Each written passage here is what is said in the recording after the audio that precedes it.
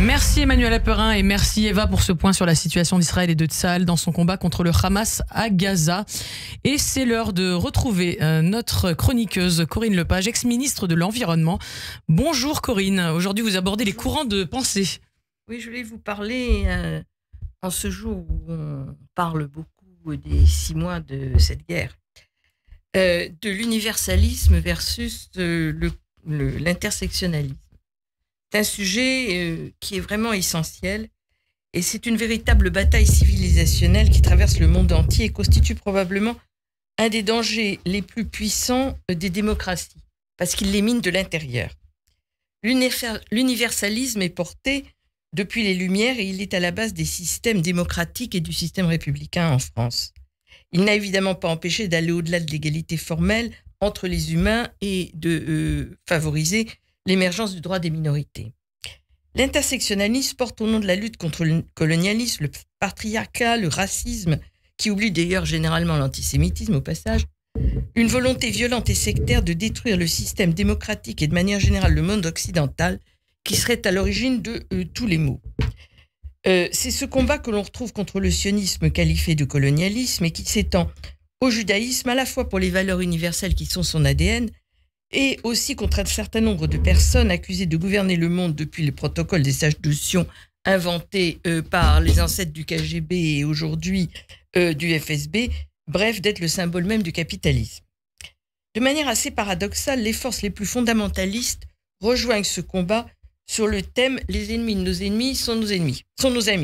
Et quelles sont les manifestations de cet intersectionnalisme et ses dangers du coup ? C'est un combat d'idées qu'on trouve d'abord dans les universités. La générosité des jeunes générations, qui est normale et légitime et souhaitable, bien sûr, est souvent instrumentalisée par une propagande autour du genre, du colonialisme, du non-respect des minorités. Et on aboutit à inverser les valeurs, par exemple défendre le voile, qui est un symbole d'asservissement des femmes, au nom de la liberté. Ça aboutit aussi à interdire le débat et l'expression de ceux qui défendent l'universalisme et la laïcité. C'est le premier niveau et on le retrouve dans toutes les universités européennes et américaines. Ensuite, c'est aussi un combat politique.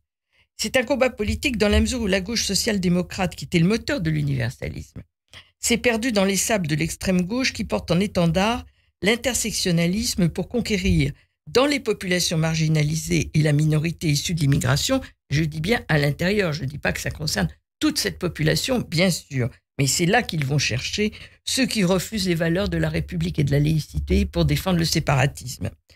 C'est enfin un combat international. Dans la mesure où l'idéal de l'Organisation des Nations Unies, fondée sur la Déclaration universelle des droits de l'homme, il n'y a pas plus universaliste que cette déclaration, est de plus en plus dévoyée.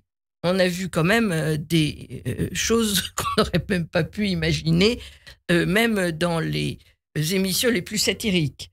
La présidence de la Commission du droit des femmes donnée à l'Arabie Saoudite, la présidence de la Commission des droits de l'homme donnée à l'Iran, et je ne parle pas du rôle de l'UNRWA, sans même rentrer dans les détails, ne serait-ce que l'éducation donnée aux enfants, qui est à l'inverse même des valeurs universelles.